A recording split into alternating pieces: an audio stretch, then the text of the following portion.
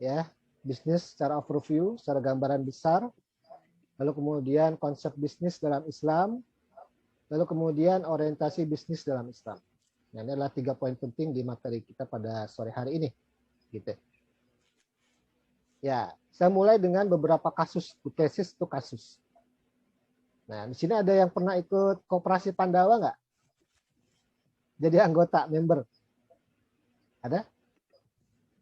Atau koperasi yang lain nih, jangan Pandawa, ada yang udah jadi apa? Anggota koperasi karyawan mungkin, atau koperasi simpan pinjam gitu? Enggak ada. Nggak ada, ya. Bu Zidan ikut member apa, Bu Zidan? Enggak ikut member apa-apa, Kak. Oh, subhanallah. Karena punya perusahaan sendiri sih ya. Alhamdulillah. Enggak, Kak. Ya. Mungkin yang lain ada? Ya, masih malu-malu ya. Baik, nggak apa-apa. Koperasi Pandawa itu terakhir sudah ada kasus ya. Di mana dia merugikan nasabah sebesar 3,39 triliun rupiah. Jumlah nasabahnya 32.948. Itu mengalami kerugian. Dia pakai skema Ponzi. Ponzi itu adalah skema bisnis yang ditemukan oleh namanya Charles Ponzi tahun 1920 di Amerika Serikat. Jadi Charles Ponzi ini punya skema bisnis. Secara praktisnya begini, misalkan saya punya duit, punya modal ya. Saya punya modal. Kemudian saya tawarkan ke orang-orang siapa yang mau investasi ke saya dengan nilai misalkan 10 juta. Dapat orang nih 10 orang masing-masing naruh ke saya 10 juta. Saya janjikan ke 10 orang tersebut ya, kamu akan dapat setiap bulan tuh 5 juta dari saya. Siapa yang nggak mau? 10 juta naruh investasi lalu dapat imbal hasil 5 juta. Imbal hasilnya doang. Dari investasi yang dikatakan seperti itu. Artinya dia dapat 50% dari investasi yang ditaruh di sana. Wah, pasti tertarik dong. Bunga deposito aja atau imbal hasil deposito aja nggak sampai segitu sebulan. Ya, coba dicek, paling cuma 50.000 ya kalau deposito. Ini 5 juta, saudara. Teman-teman. Nah, pasti tertarik tuh. Nah, bagaimana dia bisa ngasih untung imbal hasil 5 juta? Dia punya modal, masih banyak modalnya. Ternyata itu ada investasi fiktif, nggak ada investasinya. Dia cuma main uang doang, main money game doang, ya. Dia kasih setiap bulan. Lalu dia cerita tuh, dia bilang ke anggotanya tersebut, iya cerita untuk bisa investasi juga ke saya. Lalu banyak orang ditarik lagi, jadi kayak MLM begitu, sehingga orang banyak yang invest 10 juta juga. Ada downline pertama, ya, yang pertama kali direkrut. Lalu ada downline kedua gitu ya. Sehingga kalau misalkan dikumpulkan dia modelnya seperti piramida. Gitu ya. Nah, yang paling bawah itu adalah juga yang memberikan investasi juga tuh. Duitnya 10 juta, misalkan seperti itu. Dan itu dipakai buat membayar yang ada di atas. Begitu muter terus begitu. Muter terus gitu ya. Jadi duit yang diambil dari masyarakat tersebut dari investasi yang baru yang tanda kutip itu dipakai buat membayar yang di atasnya, orang yang ada di atasnya, upline-nya.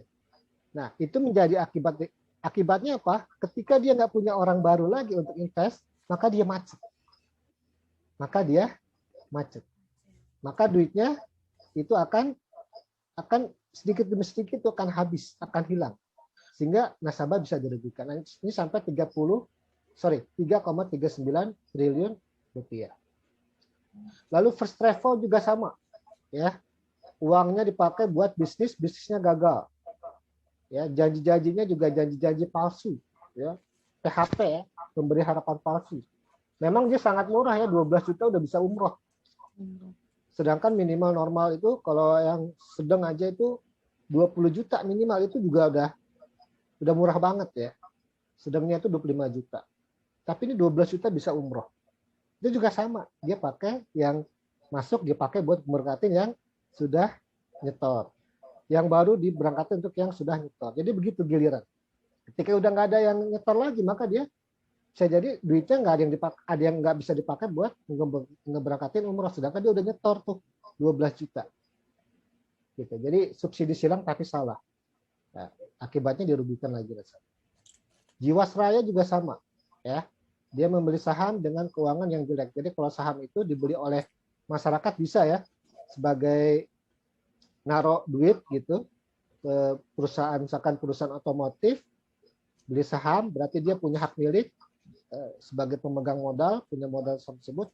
Nah saham itu diputar lagi tuh sama perusahaan yang ditaruh itu.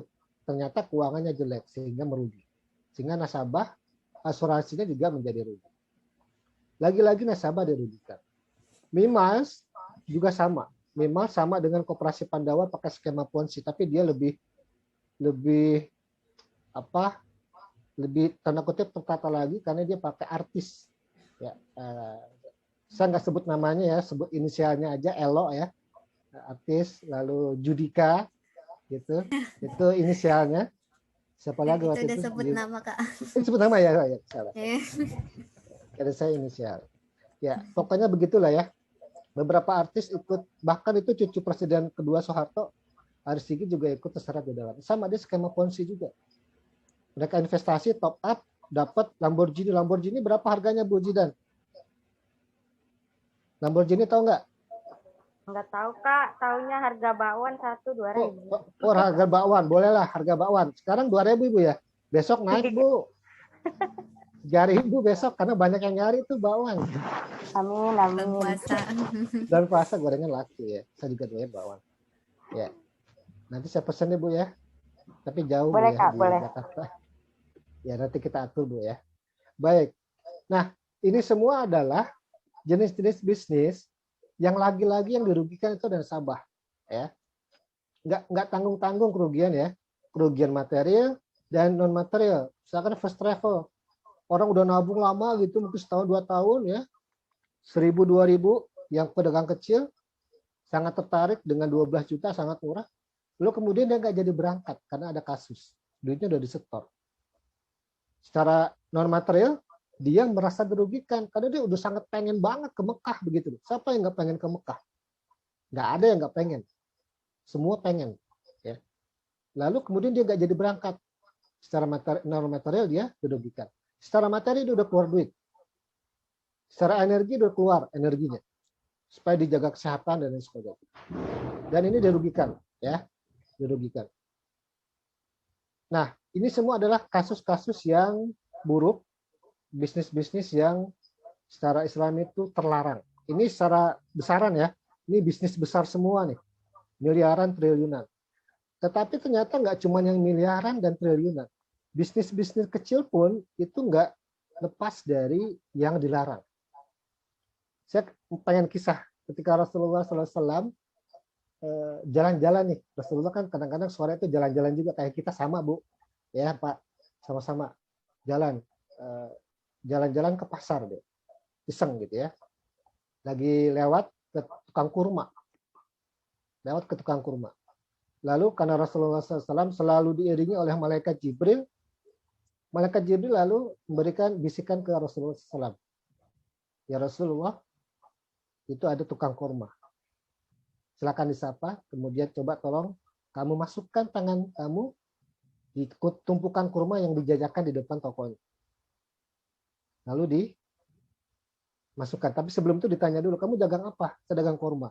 Kurmanya bagus apa enggak? Bagus ya Rasulullah. Kamu bisa lihat gitu. Anda bisa lihat. Benar, kamu menjual kurma yang bagus. Benar ya Rasulullah. Lalu Rasulullah dibisikkan oleh malaikat Jibril untuk memasukkan tangannya ke tumpukan kurma sampai dalam. Ya. Lalu diangkat lagi, diambil. Bahwa ternyata di dalamnya itu adalah kurma yang banyak yang busuk. Kurma banyak yang busuk.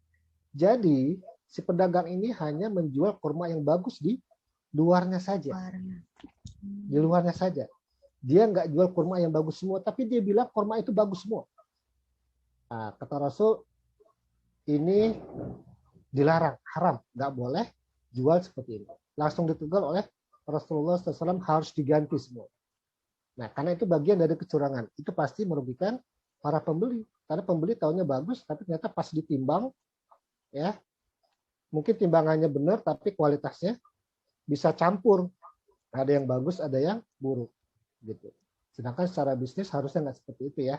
Timbangannya harus benar, lalu kemudian kualitasnya juga harus benar, sehingga saling rela, saling ridho ya, karena salah satu prinsip bisnis itu adalah saling ridho, saling rela satu sama lain antara pembeli dan penjual. Kalau salah satu udah nggak rela, itu udah nggak sah sebenarnya, transaksi bisnisnya, karena masing-masing ada yang dirugikan. Baik, kita lanjut ya. Nah, sekarang saya pengen tahu nih, ada nggak sih yang pernah dirugikan ya dalam transaksi usaha gitu ya, baik sebagai pembeli maupun sebagai penjual? Saya mau share dong, boleh ya?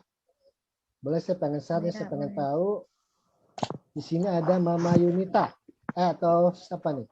Mama Yuanita, ya. Boleh kenalan ya? Saya panggilnya siapa nih? Suaranya di unmute dulu, Mbak.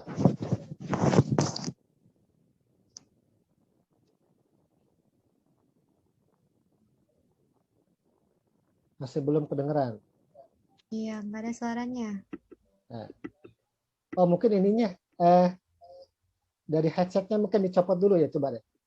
Nggak usah pakai headset. Dicabut ininya, kabel headsetnya dicabut. Sudah. Oh ya, itu udah kedengeran. Ya gimana Mama Yunita? Pernah dirugikan nggak? Selama ini kan pasti sering belanja nih, saya tahu nih yang Mama Yunita nih. Paling nggak belanja buat keluarga ya. Alhamdulillah belum pernah. Alhamdulillah. Amin ya, alhamdulillah. Berarti aman ya. Nah, oke. Saya minta lagi Pak Sidki. Boleh Pak Sidki kenalan? Itu ibu, Kak. Ibu Sidki. Ya, Ibu Sidki boleh? Assalamualaikum. Waalaikumsalam. Waalaikumsalam. Bagaimana nih? Bu Sidki, pernah nggak nih beli apa gitu, tahu-tahu kok ini jelek ya kualitasnya ya? Pas sampai rumah gitu, pernah nggak? Belum pernah sih, Pak. Belum pernah. Belum, selalu memuaskan. Memuaskan, alhamdulillah. Ya, beli apa Bu yang biasanya yang senang Bu? Biasanya kan kalau anak tuh minta kayak pakaian, yang minta online atau yang Oke. alhamdulillah sih. Oke ya, oke nggak apa-apa. Berarti alhamdulillah ya. Baik. Ya. Kalau Pak Ismail gimana Pak Ismail? Ismail Mahmud Hidayat. Boleh Pak Ismail kenalan nih biar kita semua tahu. Alhamdulillah sih nggak pernah, Pak. Nggak pernah ya. Mungkin Iya. pernah ke tanda kutip kemakan iklan ya. Oh, ini makan di sini enak nih, harga murah, makan enak, gitu kan?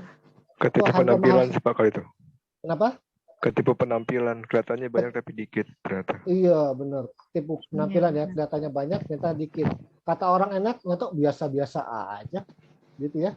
Iya. Karena kalau makanan itu kan biasanya kalau enak itu memang relatif ya. Tapi kalau banyak orang bilang itu enak, biasanya emang enak gitu. Tapi kalau misalkan nggak enak, itu cukup satu orang atau dua orang, tiga orang bilang enak, itu nggak enak. Sama misalkan cakep itu relatif, tapi kalau jelek itu mutlak. Itu jokesnya. Ya. Memang rata-rata gitu. Nah itu bagian dari, nah dalam bahasa agamanya itu namanya tadlis ya. Tadlis itu berarti menipu ya. Ada penipuan di sana, ada kecurangan. Nah nanti kita bahas tadlis itu seperti apa di pertemuan berikutnya. Ya. Baik, saya langsung lanjut aja ya, biar cepat. Baik, seperti saya bilang tadi bahwa transaksi-transaksi yang kecil pun itu nggak bisa lepas dari penyimpangan juga. Saya pernah dapat sharing Shop Iga. Saya terus terang suka Shop Iga ya. Shop Iga meskipun sering jadi teguran sama orang rumah karena udah cukup berumur gitu, tapi kadang-kadang saya bandel gitu ya. Ini Shop Iga, Garang Iga gitu. Tampilannya, gambarnya bagus banget. Menggugah selera. Kan kadang-kadang kalau kuliner itu kalau fotografinya bagus, itu kita nggak ngelihat harganya, lihat tampilannya kayaknya menggugah selera, itu kita berminat ya. Berminat pasti. Nah itu saya pesen, harganya cukup murah. katanya enak, udah saya pesen ya, murah banget enggak, mahal banget enggak, sedang lah gitu. Lalu kemudian nanti setelah saya pesen, kok beda ya tampilannya ya, satu itu, kedua rasanya juga hambar gitu ya, tapi iklannya dia ini banget gitu, iklannya apa, bombastis lah gitu, dan menggugah selera dan sangat mengajak begitu. Tapi ternyata realnya nggak seperti itu. Nah, kira-kira kalau yang seperti itu bagian dari kecurangan apa enggak tuh ya kira-kira Bu Bapak? Bagian dari kecurangan nggak tuh? Mbak Anjani. Kira-kira kalau menurut Mbak Anjani gimana? Bentar, kurang paham. Kurang paham, oke nggak apa-apa ya. Nanti mudah-mudahan setelah ini lebih paham ya, insya Allah, amin. Kalau Air Ratih, ya, Air Ratih mana Air Ratih ini mahasiswa nih kayaknya. Kalau ada iklan bombastis, harga murah, rasa enak, ya sesuai dengan kondisi, tapi realnya enggak, kira-kira gimana Ratih? Itu termasuk pembohongan bukan Bu? Mbak?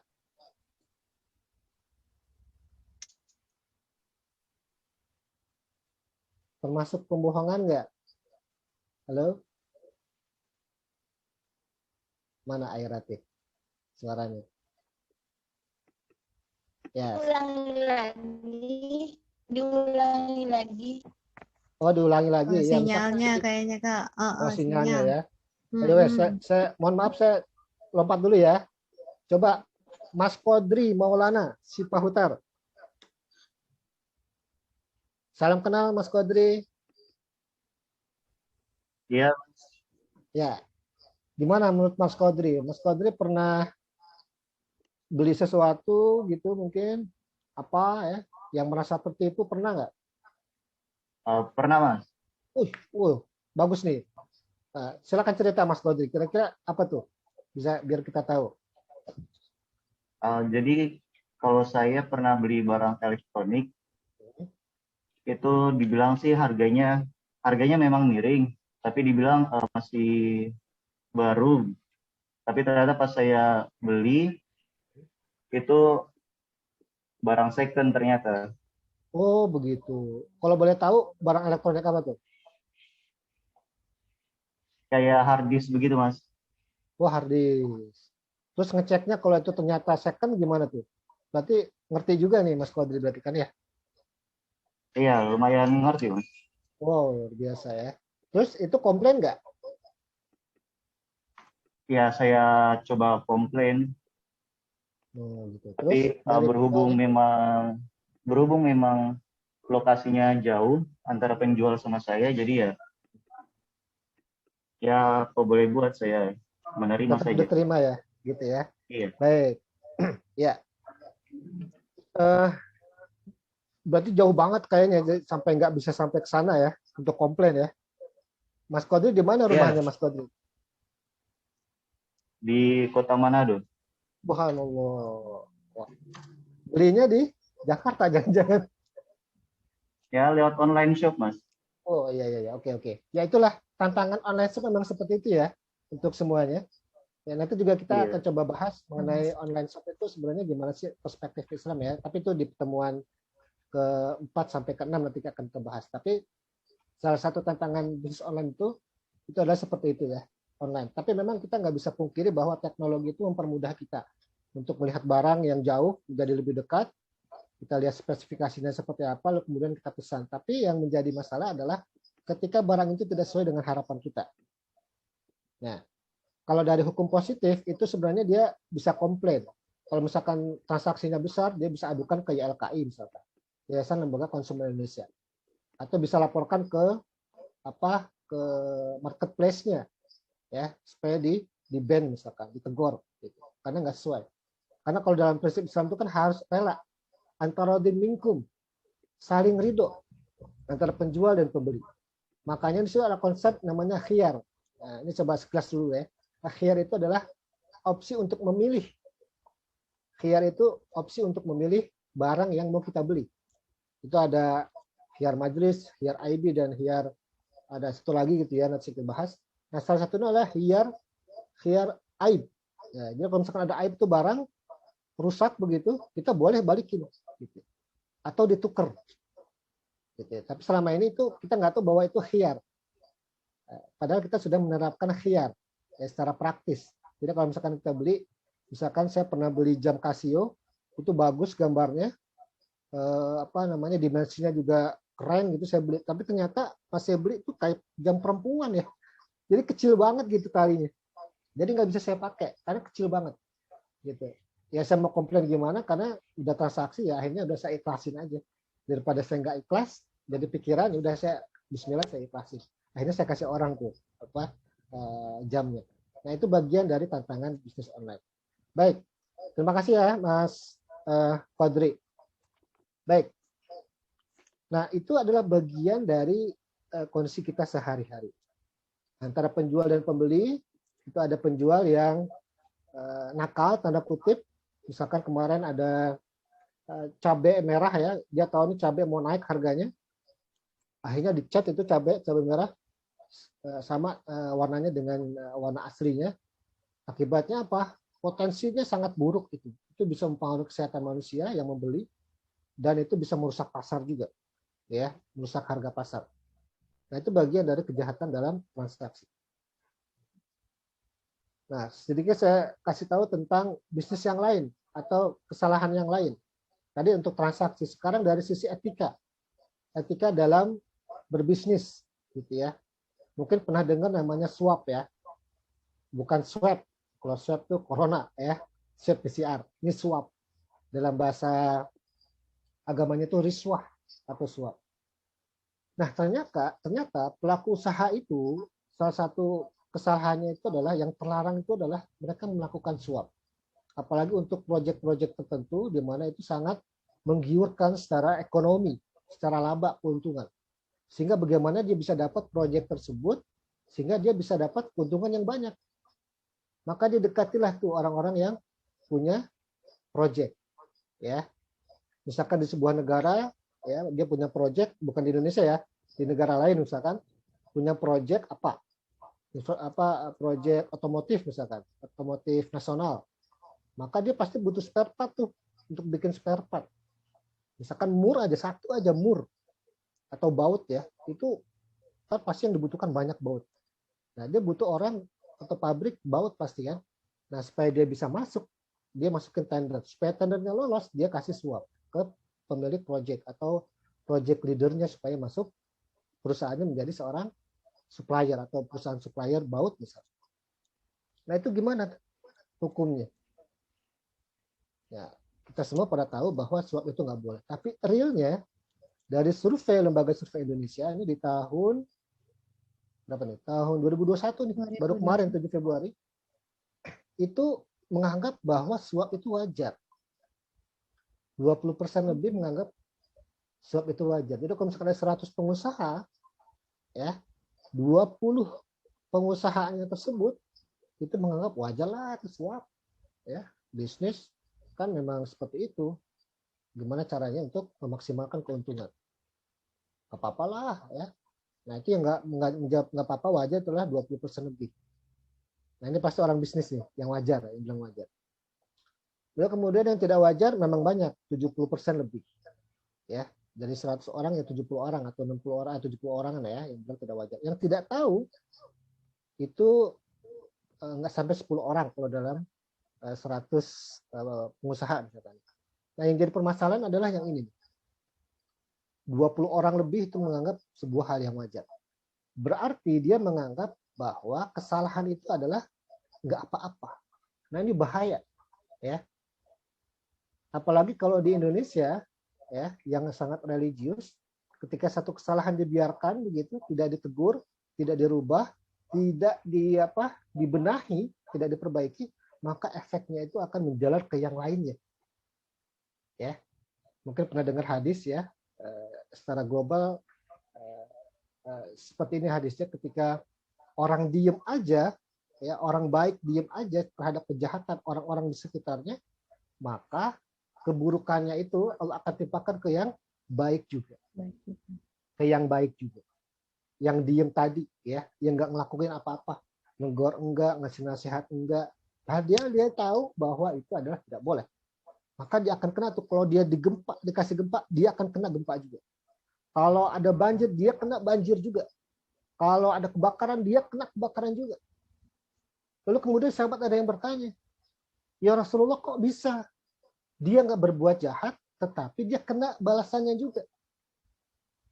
Ya, kata Rasulullah SAW, ya dia akan kena. Lalu akan dibangkitkan, dan dia akan ditanya ketika dia mati sesuai dengan niatnya. Gitu ya. Sesuai dengan niatnya. Kalau niatnya ada niat kebaikan untuk memperbaiki itu, lalu kemudian nggak sempat, insya Allah dia husnul khatimah.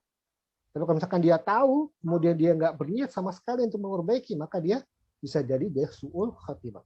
Nah, kita belajar ini adalah salah satunya untuk bisa memperbaiki kondisi-kondisi yang seperti ini. 20% ini banyak. Ini bisa menghancurkan yang 70% ini. Maka kita belajar ini salah satunya untuk mengetahui bahwa suap itu nggak bagus, minimal untuk diri kita nggak melakukan itu. Saya doakan di sini semua jadi pebisnis profesional yang makmur, ya, yang sukses, yang berhasil. Tetapi harus tahu juga attitude-nya, etika bisnisnya juga, ya, bahwa suap itu nggak bagus. Untung mungkin banyak tapi nggak berkah, buat apa? Salah satu jenis ketidakberkahan itu adalah ketika uang atau pendapatan yang kita dapatkan itu nggak bisa kita nikmati, nggak bisa kita pakai buat yang kita senengin, nggak bisa makan enak, itu bagian dari ketidakberkahan.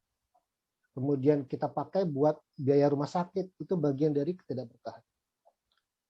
Jadi kalau seorang pengusaha sukses lalu kemudian dia, kok duit gue banyak banget yang masuk ke rumah sakit ya.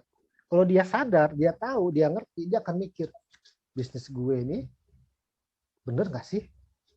Ada sesuatu yang nggak bener nggak sih? Dia akan mikir, dia akan evaluasi lagi. Pasti ada yang nggak benar. Gitu ya. Pernah ada sebuah kisah ketika penaklukan kota apa gitu ya, saya lupa. Lalu yang dipimpin oleh Sayyidina Umar bin Khattab, lalu kemudian kalah, ya. Padahal ini pasukannya ini udah sangat bagus ya, kualitasnya, fisiknya bagus, ibadahnya bagus, ibadah wajibnya nggak ada yang tinggal. Lalu ternyata dia nanya, apa sunnah-sunnah yang biasa kalian lakukan tapi tidak kalian lakukan hari ini? Yang ditanya itu bukan ibadah wajib, tapi ibadah sunnah, teman-teman. Ternyata cuma satu ibadah sunnah yang dilakukan, yang tidak dilakukan. Apa? Bersiwak. Cuma bersiwak doang, nggak dilakukan, itu bisa penyebab kekalahan. Gitu ya. Kalau kita gimana? Yang wajibnya ya entar-entaran gitu kan sholatnya. Bukan di sini sih, bukan ya di mana gitu ya. Kalau jenisnya insya Allah soleha ya. Kalau yang perempuan soleha ya kalau perempuan soleha pasti kan. Kalau soleh kan laki-laki gitu. Kalau soleh laki-laki, kalau perempuan soleh. Nah itu cuma ibadah sunnah loh. Nah, yang dilihat ibadah wajib udah selesai. Nah kita ibadah wajibnya gimana, ibadah sunnah gimana. Lalu kalau misalkan kita bisnisnya agak terpuruk gitu misalkan, ya mungkin ada sesuatu yang perlu diperbaiki itu ibadah. Meskipun ibadah itu tujuannya bukan mencari keuntungan, tapi dia bisa sebagai cara kita supaya Allah ridho kepada kita, kemudian Allah bukakan jalan supaya bisnis kita tuh ada banyak proyek, dapat untung banyak, dapat channel baru gitu untuk membuka ekspansi bisnis, itu bisa jadi cara. Tapi memang bukan tujuan utama, ya. Ini satu, suap.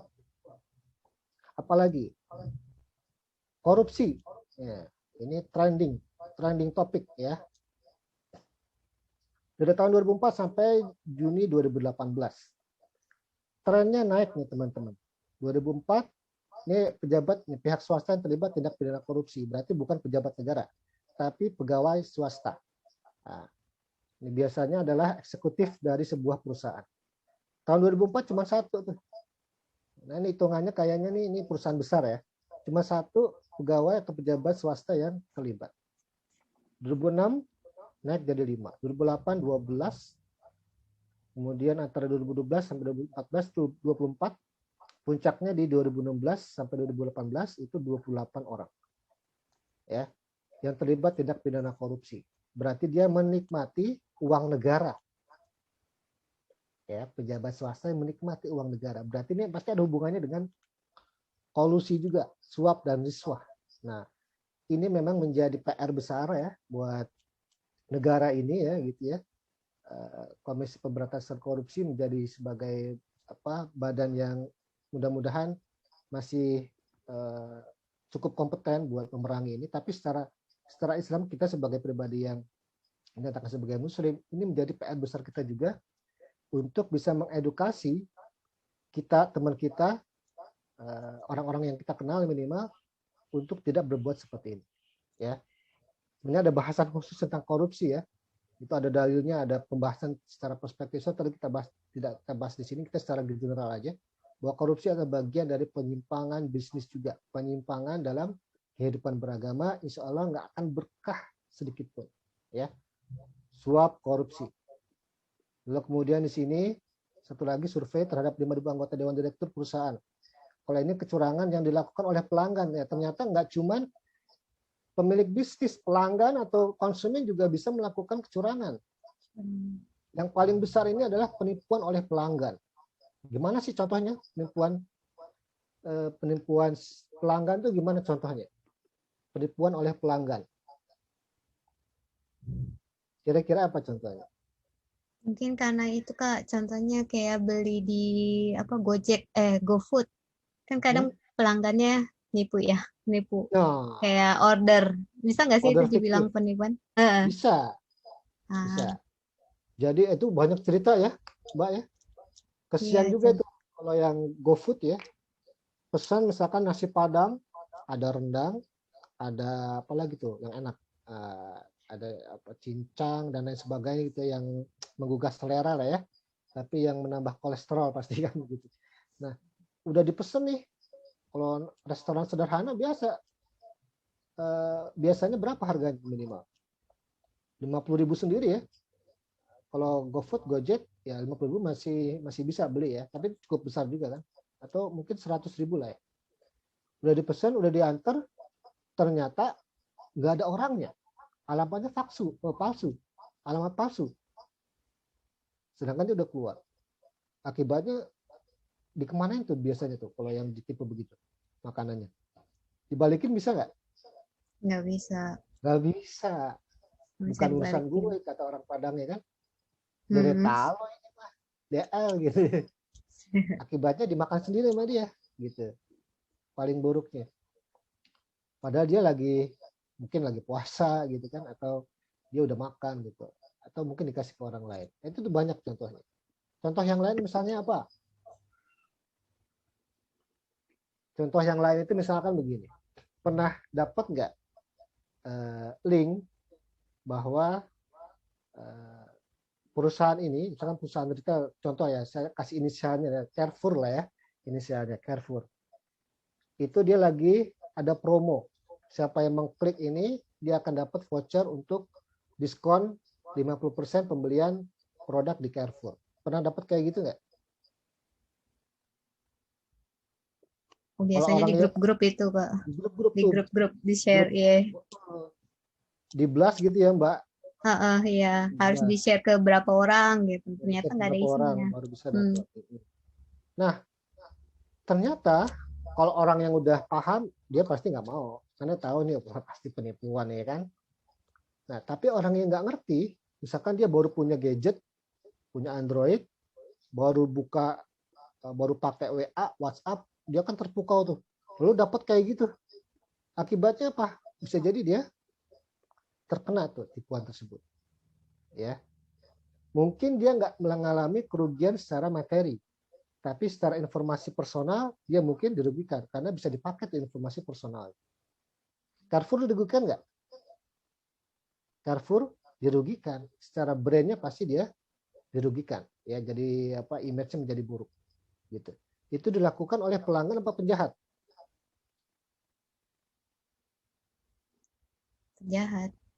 Penjahat yang berpura-pura jadi pelanggan. Secara umum kalau kita bicara customer ya, customer itu adalah bahasa umum. Dia ada yang penjahat, ada yang orang baik. Jadi sebenarnya customer yang penjahat itu maksudnya ke pelanggan juga sebenarnya. Maksudnya ke penipuan oleh pelanggan. Lalu kemudian ada kejahatan cyber dan lain sebagainya. Ternyata nggak cuma oleh pembeli atau calon pembeli, tapi juga oleh penjual. Berarti kesalahan transaksi ini, itu juga dilakukan oleh pembeli dan penjual. Jadi kita jangan merasa aman dulu nih sebagai pembeli. Jangan merasa selalu jadi korban. Karena bisa jadi kita sebagai subjek merugikan orang juga. Gitu. Contoh deh, saya pengen tanya nih, kalau ibu-ibu nawar barang nih, misalkan beli apa sekarang mau Ramadan, dekorma ya, yang paling gampang. Korma sekarang misalkan harga yang kualitas sedang deh, kurma Sukari ya. Sukari itu berapa sih sekarang harganya? Saya belum lihat korma harganya. Berapa? Taruhlah 50.000 ya. Beli di pasar. Mak-mak itu pasti nawar ya. Kalau beli di pasar tradisional ya. Gitu kan. Saya sering tuh nemenin ya kalau nawar atau beli di pasar tradisional. Kalau di pasar modern enggak kan? Ditawar kira-kira kalau 50.000 saya tanya ke emak-emak nih sekarang ya. Kalau 50.000 pedagang jualan, kira-kira nawarnya berapa, Bu?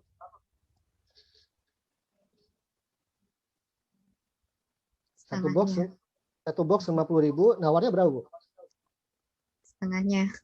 Setengahnya 25. 25.000 ya. Setengahnya ya 25.000 ya.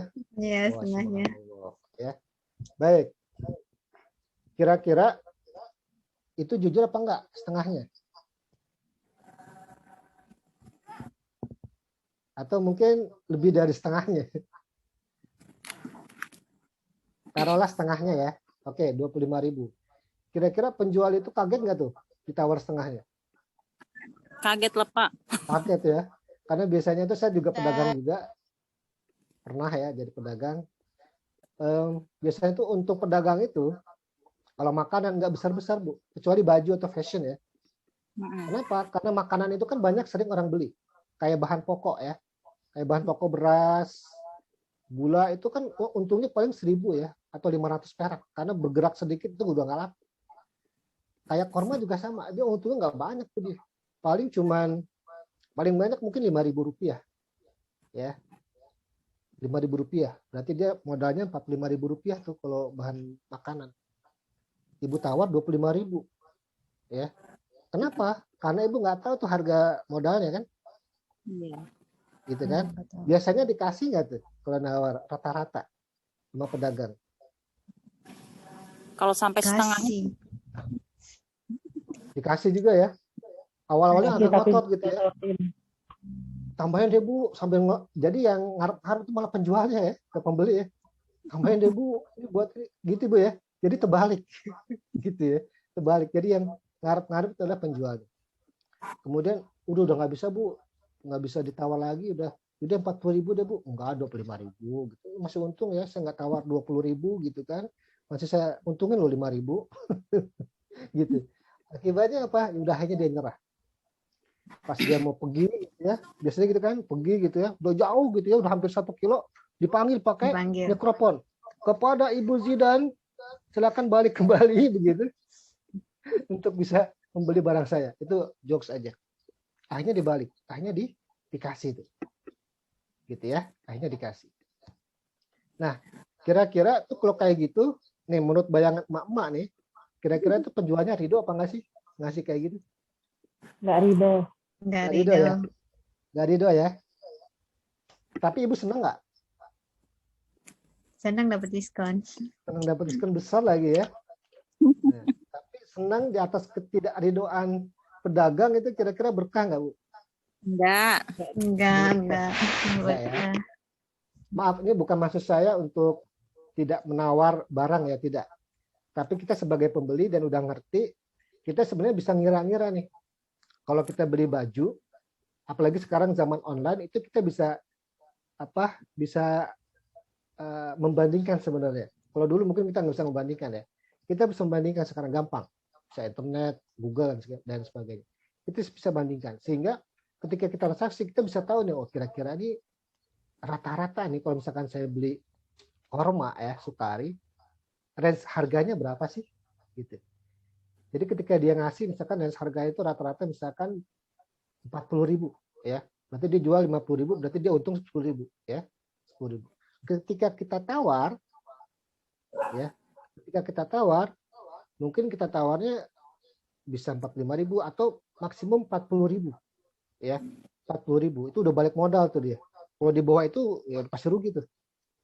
Nah, ketika ibu kekeh 25.000, maka mau nggak mau daripada nggak laku akhirnya dia jual, akhirnya dia nggak ridho. Tapi kalau penjual yang ngerti, dia tetap nggak akan jual karena dia jatuhnya rugi, gitu ya.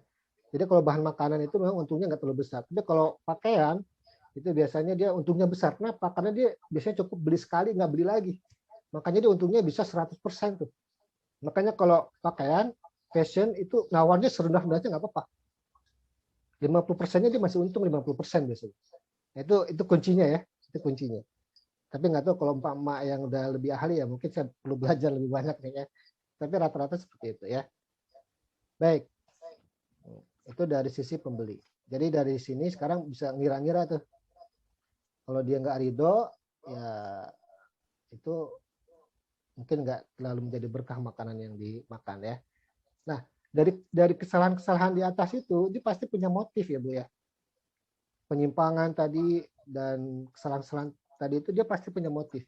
Orang berbuat baik ada motifnya. Berbuat buruk pasti juga ada motifnya. Karena semua punya pilihan gitu.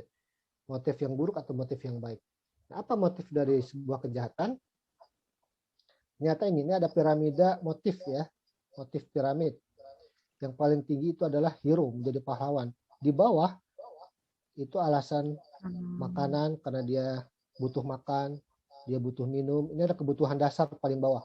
Kenapa dia melakukan kejahatan-kejahatan, transaksi bisnis yang salah. Tapi biasanya kalau yang bawah ini cerek bahasa Betawinya, itu remeh-temeh kejahatannya. Dia cuma mau makan doang nih. Akhirnya dia menipu orang. Jual kurma kayak tadi itu yang saya bilang di awal sejarah Rasulullah SAW, itu kan bahan makan umum ya, dan itu mungkin harganya nggak seberapa. Tapi dia melakukan itu supaya dia dapat untung yang lebih besar. Ya, kalau dia beli kurma yang jelek kan pasti lebih murah. Lalu dia jual dengan harga kurma yang berkualitas tinggi, padahal dia rusak begitu. Akhirnya dapat untung besar dong. Kenapa? Karena dia butuh makan. Ya, butuh makan. Butuh minum yang enak, butuh pakaian. Ya, pengen tidur tenang dan lain sebagainya. Itu kebutuhan dasar, makanya dia ada di dasar. Lalu kemudian naik nih, security, friendship, confidence, self realization, goals, power, status, ego, acceptance, reputasi ya, penerimaan orang, reputasi, ego, pengaruh, kemakmuran, prosperity, lalu kemudian kekuatan, kemudian keelitan, biar dibilang elit begitu, itu adalah yang lebih atasnya. Nah, yang atas ini ada kejahatan yang lebih besar transaksinya biasanya. Makanya itu korupsi ada di sini nih. Supaya dia kelihatan oke, keren, punya mobil mewah gitu ya.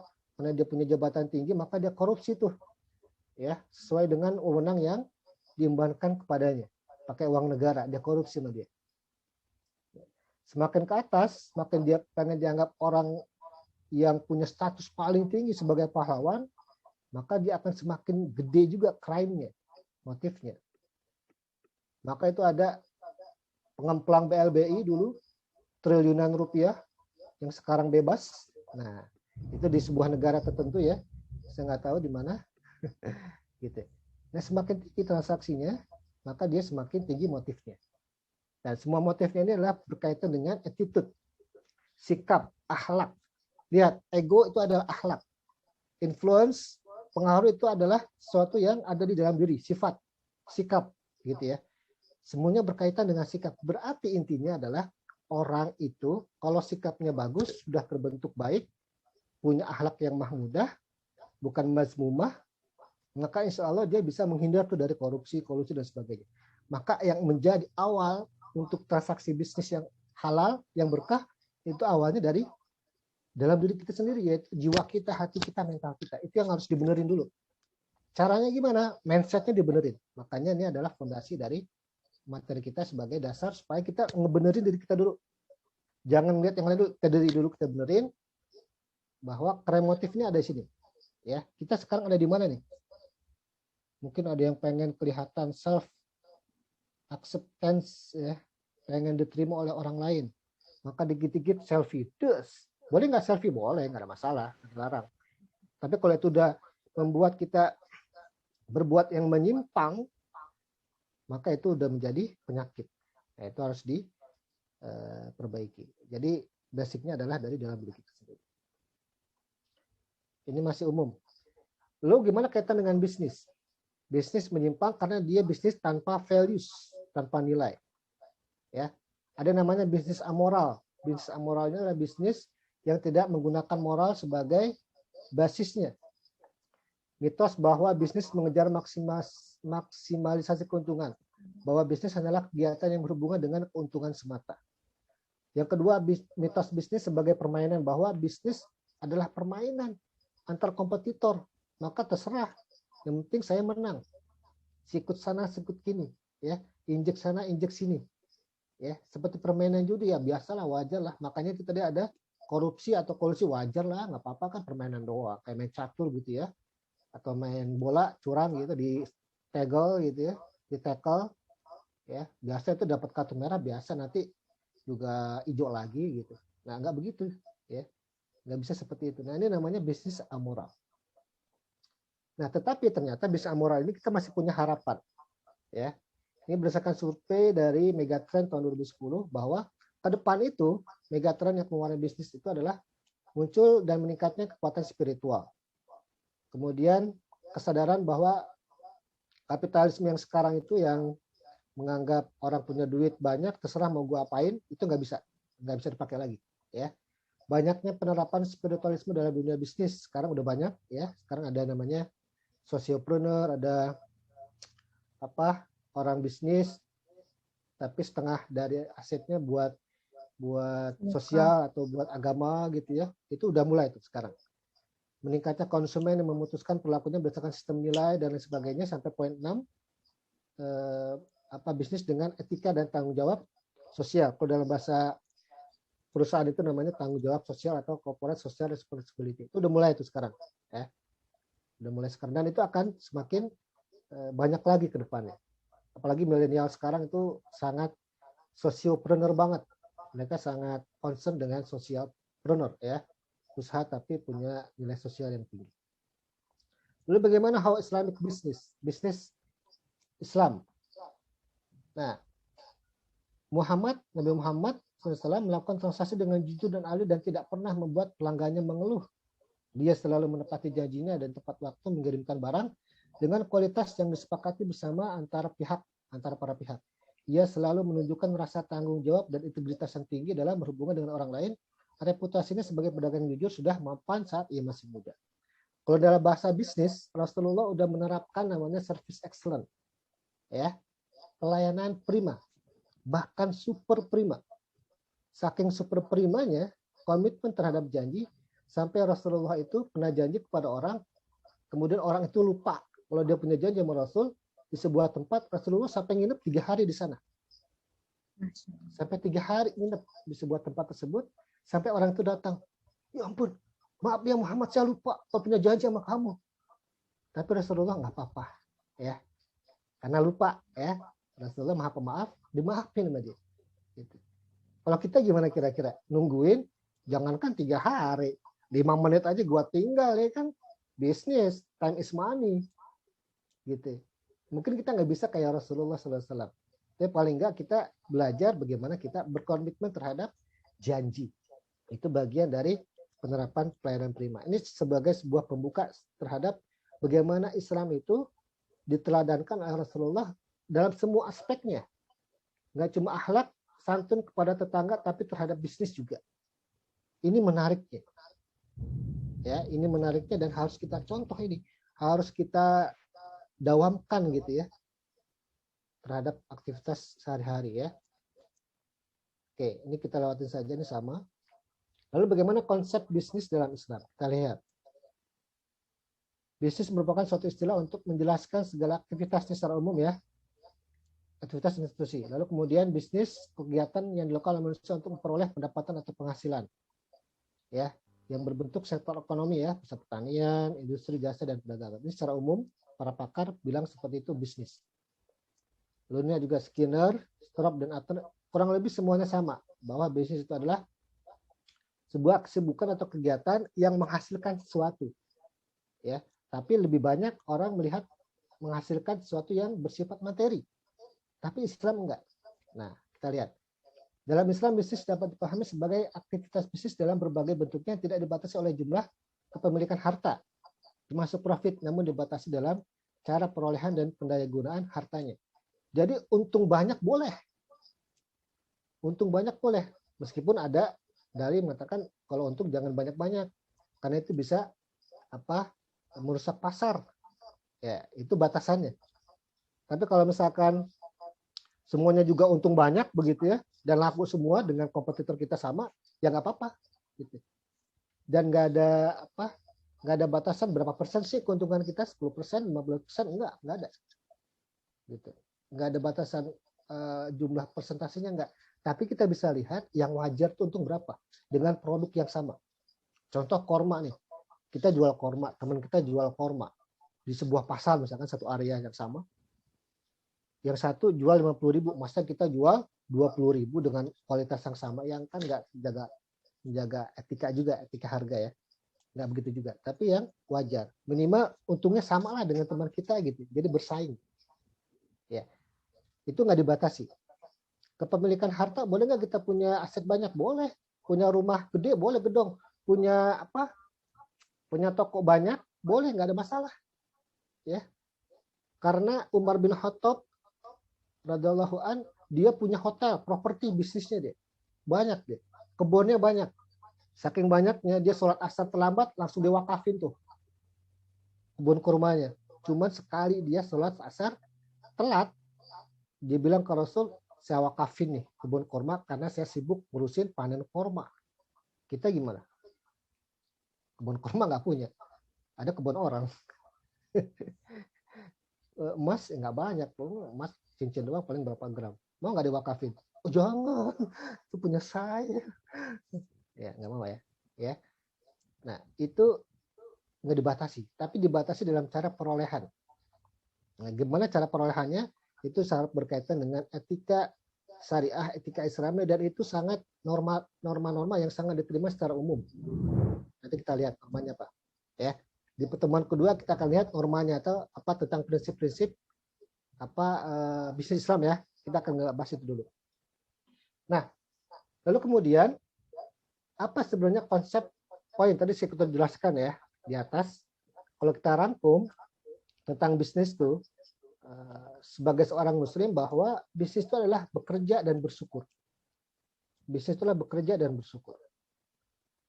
Jadi ada dua.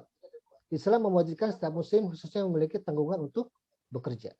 Karena sebuah suatu kisah, ada yang minta-minta kepada Rasulullah SAW, ya Rasul, saya nggak punya duit, minta dong, minta duit. Kalau sahabat tuh kayak teman aja gitu ya sama Rasul ya. Saya nggak punya duit, minta duit dong. Langsung ke Rasul. Rasulullah karena dia sahabatnya juga termasuk Nabi juga, kalau dia nggak punya, dia nggak ngasih. Tapi dia kasih kayunya, dia kasih kampak. Nih ada kampak. Kamu cari kayu, kamu jual tuh kayu, ya hasilnya itu buat makan kamu dan kamu tabung. Dilakukan. Rasulullah ngasih contoh kayak gitu. Itu bekerja ya. Jadi seorang muslim harus bekerja apapun yang halal. Ya, bisnis itu bekerja dan bisnis juga bersyukur. Kenapa bersyukur? Karena kita udah ciptakan tangan, mata, hidung, kepala, otak dan lain sebagainya lengkap ya. Tidak kayak cacing nggak punya tangan, nggak punya kaki, jadi dia nggak ada rezekinya gitu-gitu aja gitu ya di tanah. Kalau kita enggak, kita bisa macam-macam kita lakukan. Mata bisa kita lakukan buat bisnis, fotografi bisa jadi duit, ya kan? Ngomong, ya bisa jadi dosen, bisa jadi trainer, duit juga tuh kalau mau ditekunin, ya bisa masak pakai tangan, ngolah makanan, jadi duit gitu. Itu untuk dalam rangka bersyukur kepada Allah Subhanahu wa Ta'ala.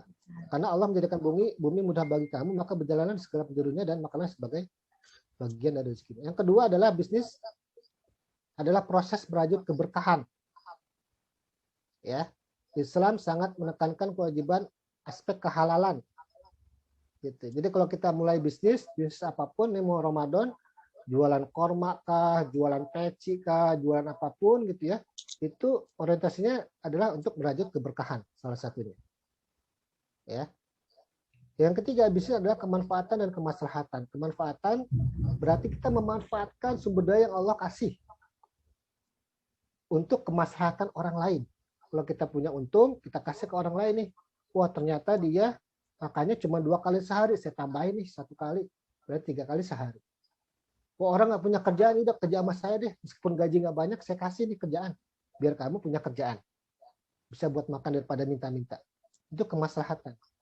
Maka sangat keren banget kalau orang bisnis bisa ngerekrut orang buat kerja sama dia. Itu keren banget karena ada maslahat. Gitu. Itu adalah konsep poin. Jadi kalau yang mau bisnis, ingat bahwa bisnis itu untuk bersyukur. Kalau bersyukur dia akan ditambah nikmatnya.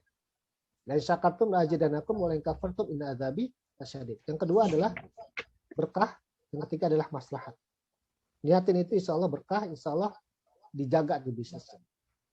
Yang terakhir nih orientasi bisnis Islam. Orientasi adalah pandangan yang mendasari pikiran, perhatian, atau kecenderungan. Nah, apa orientasi kita dalam bisnis?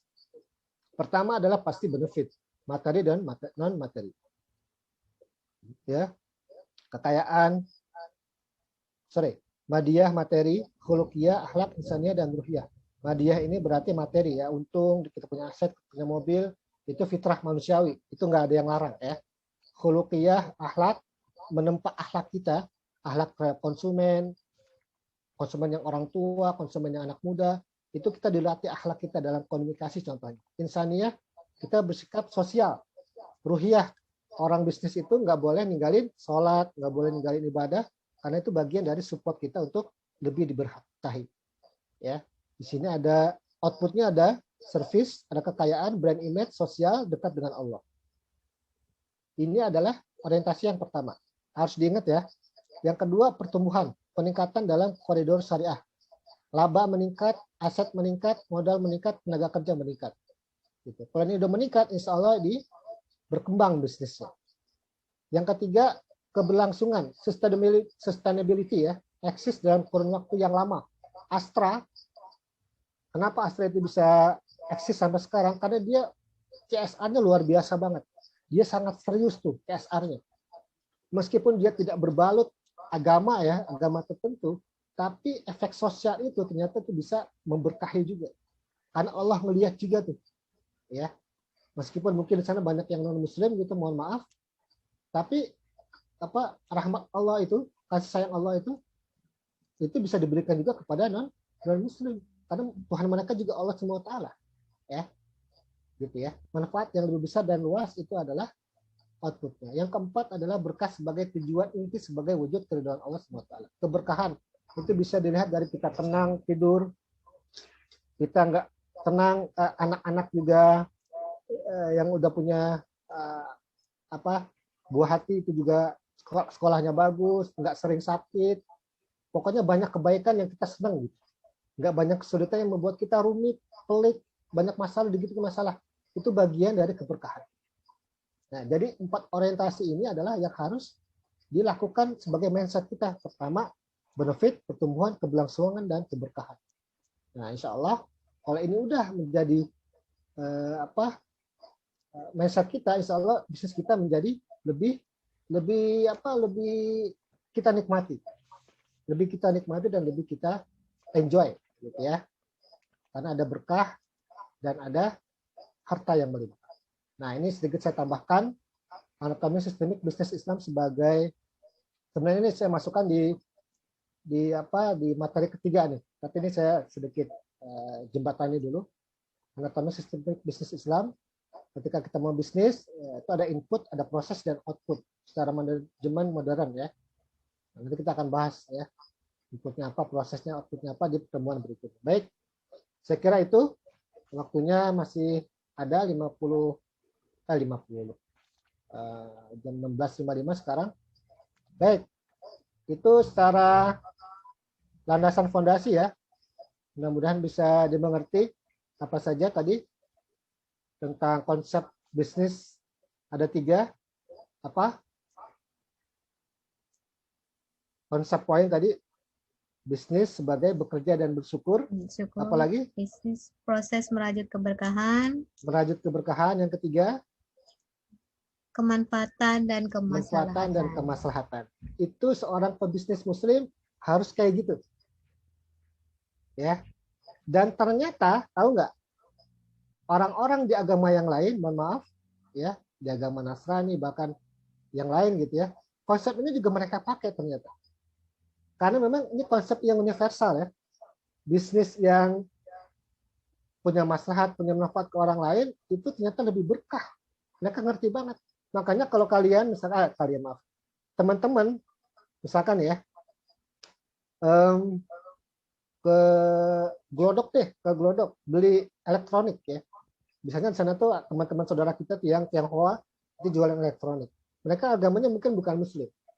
Tapi ketika kita minta sumbangan misalkan, mereka tuh enteng aja tuh. Pak minta sumbangan buat masjid, padahal buat masjid dikasih sama dia, dikasih sama dia. Dia nggak mikir-mikir masjid mana, buat apa, kegiatan apa, enggak. Dikasih sama dia. Karena dia ngerti itu sebagai, kalau bahasa dia itu adalah hoki, bawa hoki.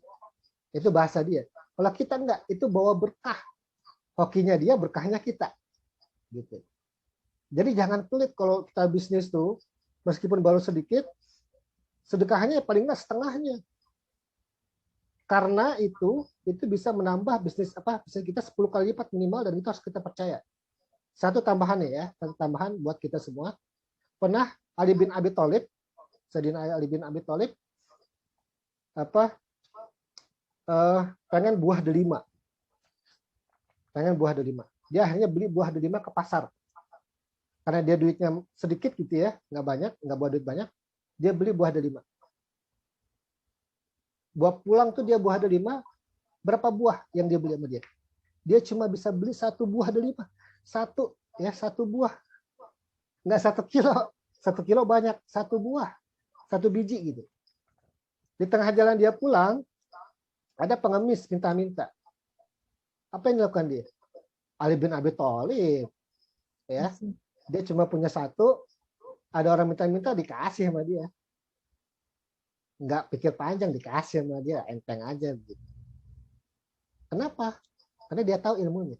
Pas sampai rumah, dilalahnya, ada orang datang. Tahu-tahu tamu datang. Assalamualaikum, tok begitu. Hai Ali. Oh iya saya, ada apa? Dibuka pintunya. Hai Ali, di sini. Ini saya ada bawaan titipan nih buat Anda. Titipan apa? Nggak tahu nih. Saya coba suruh bawa aja. Gitu ya. Padahal dia tahu tuh. Nanti ketahuan di belakang. Dia tahu. Terus dibuka, ternyata delima. Yaudah Ali ya. Yang kayak kata si kurirnya, saya pulang dulu ya. Nanti dulu, ntar dulu, sebentar. Nggak boleh pulang dulu. Dilihat tuh bungkusannya, dihitung satu-satu.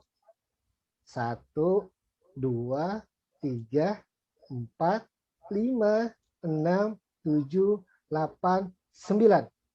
Pas sampai hitungan 9 dia bengong, berhenti. Dalam hatinya, kok cuma 9 ya? Dan panggil. Sini. Yang bawa. Ini saya udah hitung nih, harusnya 10 nih. Kenapa cuma 9? Oh, yang benar. Iya, ini harusnya 10. Saya tahu pasti cuma ada 10. Lalu kemudian, kamu kemarin yang satunya. Akhirnya dia ngaku, bener ya, saya makan 1. Karena saya lapar tadi di jalan. Tapi kenapa engkau tahu bahwa ini ada 10? Padahal Anda nggak tahu yang ngirim siapa, gitu ya. Kenapa Anda tahu jumlahnya? Ya karena saya percaya dengan Allah SWT di sebuah ayat mengatakan bahwa ketika kita sedekah 1, minimal Allah balas 10. Minimal Allah balas 10. Makanya saya yakin pasti 10 nih. Saya udah ngasih tadi sedekah 1 orang 1 delima. Harusnya saya dapat 10 delima. Ya Rasulullah, ya Allah, benar. Hanya dia minta maaf. Begitu. Itu hokinya begitu. Ya. Mungkin nggak di saat itu kita dapat balasan. Mungkin di saat yang lain kita dapat balasan. Itu harus percaya. Berkah, bersyukur, dan maslahat. Baik, itu dari saya. Terima kasih. Mudah-mudahan bermanfaat sebagai awalan ya. Ini jadwalnya sampai jam 5. Sebenarnya bisa lebih nih ya. Kalau mau tanya jawab boleh, silakan ada yang mau tanya jawab ya. Apa Sebelum Ustaz boleh itu ya, saya cek lagi ayatnya yang Al-Mulk ayat ke-15. Al-Mulk ayat ke-15. Yang ya coba ini Zultan ya, Hidayatullah ya. Ya coba, kamu kan pesantren. Ya. Apa tuh? Al-Mulk ayat Tadi 15. itu ada ayatnya kurang itu Ustaz, Yang yang mana? pas di zalulang huruf fathatain-nya kurang Ustaz. Oh iya. Mungkin saya makhrajnya kurang ya. Iya Ustaz, Ya. apa Ustaz? Coba kamu baca. Zultan. A'udzubillahi minasyaitonir rajim. Ya. Bismillahirrahmanirrahim. Huwallazi ja'ala lakumul arda dalulan famshu fi manakibiha wa kulu mir rizqih. Nah, Wa- wa Ya, Ustaz. ilaihin nusyur ya. Gitu. Rasa saya tadi nggak baca surat itu ya. Ustaz, tadi di slide-nya Ustaz. Oh di Ustaz? slide-nya ya. Iya Ustaz. Ya oke. Saya nggak sempat baca tapi ada di slide ya. Oke, good. Makasih Zultan. Baik. Ada yang mau nanya tentang materi ini?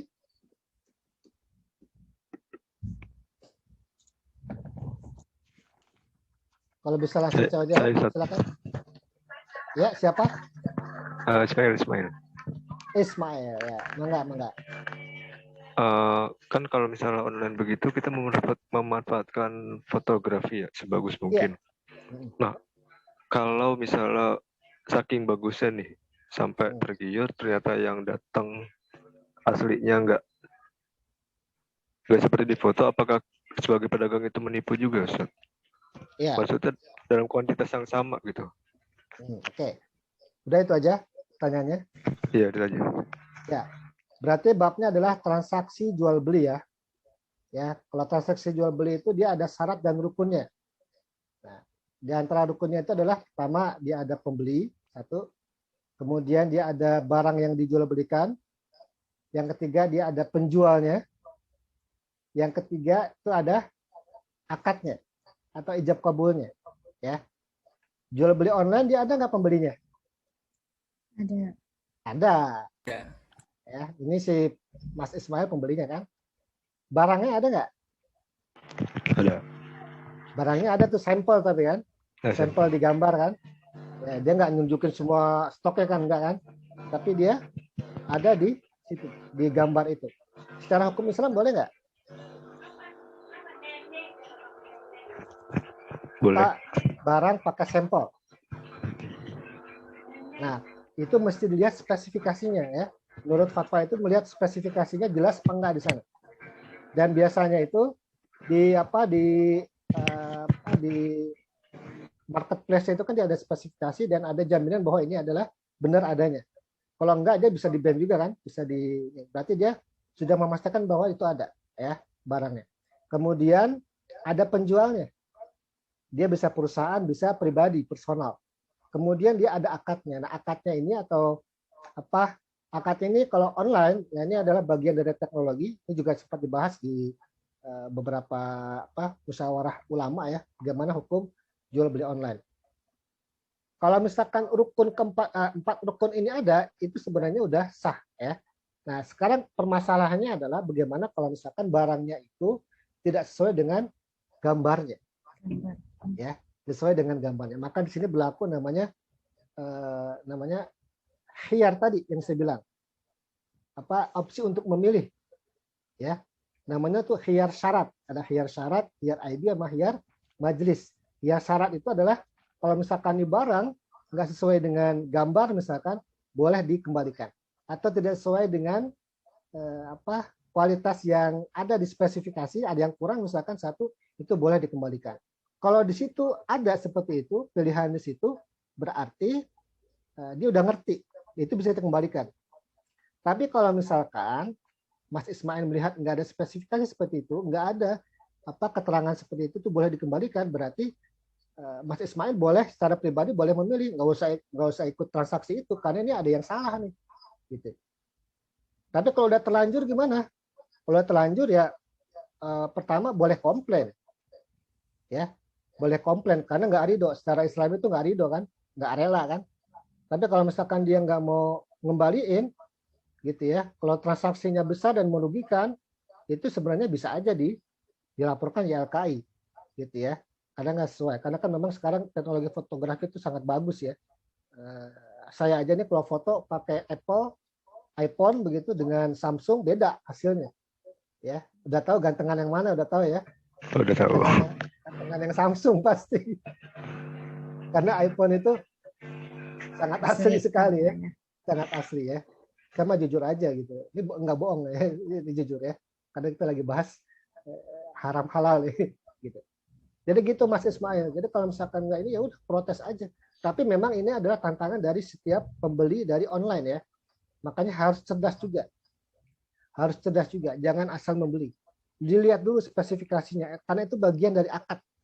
Bagian dari unsur akad. Kalau itu ada yang sesuai dan bisa kita komplain nanti, kita bisa melakukan pembelaan.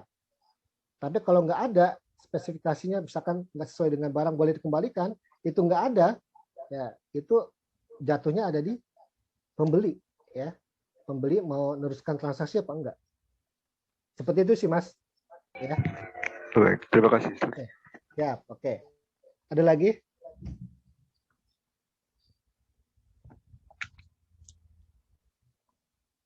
Ada lagi? Udah jam 17:06.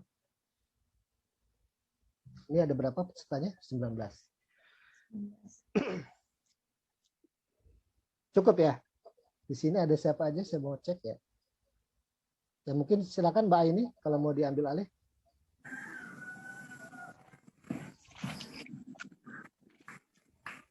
Ya, untuk teman-teman masih ada yang mau ditanyakan untuk materi kali ini. Kalau misalnya masih ada yang mau ditanyakan, saya masih kasih waktu untuk teman-teman. Jadi untuk kayak pertanyaan tadi Mas Ismail, jadi intinya kita boleh transaksi online ya Kak ya. Asalkan kita milihnya itu yang benar. Untuk penjual sendiri, sebagai contoh jika kita jadi penjual sendiri, untuk online berarti kita harus naruh informasi boleh dikembalikan jika tidak sesuai gitu ya Benar. Kak ya. Benar. Jadi benar banget, sama-sama Mbak Aini. untung di Ya. penjual dan juga pembeli gitu kan. Ya benar ya. Namanya antarodin minkum.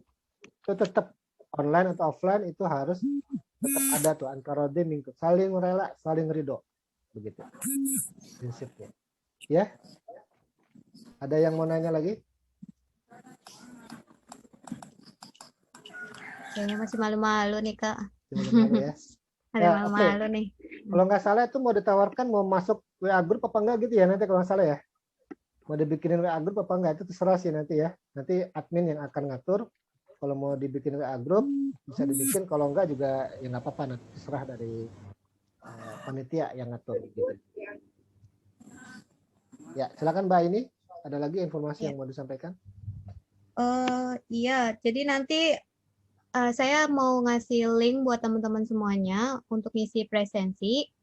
Jadi silakan dibuka nanti linknya dan diisi ya untuk teman-teman. Ada juga informasi tambahan untuk peserta atas nama Samarah Az-Zahra dan Rosdiana. Tolong hubungi panitia karena ada datanya yang masih kurang.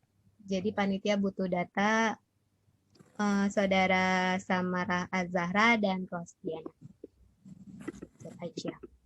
Oke, Rosdiana dan Samarah dari Hidayatullah tuh ya kayaknya. Kurang tahu. Oke. Ini udah nggak ada lagi nih ya. Karena masih baru ya, masih malu-malu, belum kebayang. Masih malu-malu kayaknya Kak. Kebayang. Jadi nanti untuk pertemuan kedua, insya Allah hari Kamis ya. Mudah-mudahan masih diberikan kesehatan, kita diskusi bareng, sharing bareng begitu. Dan di jam segini ini masa-masa kritis ya mungkin ya. Kritis. Dan nggak bisa ngopi juga ya, gitu kan. Nggak bisa ngemil gitu ya. Ya, jadi mungkin energinya dalam energi yang paling berada dalam titik nadir begitu. Mudah-mudahan masih bisa tetap mengikuti dengan sangat baik ya. Lalu 3:30 udah masuk, lalu kemudian nggak lama ya kita akan mulai di materi kedua. Nanti akan ada teasernya ya ke teman-teman. Masih rahasia ya gitu teasernya. Tapi kayaknya udah tahu sih ya judulnya. Kita akan bahas lebih dalam lagi tentang ya nanti kita lihat ya. Mudah-mudahan bermanfaat. Ya, silakan Mbak ini. Ya, oke. Jadi kalau mau ditarik kesimpulan sedikit mengenai materi hari ini,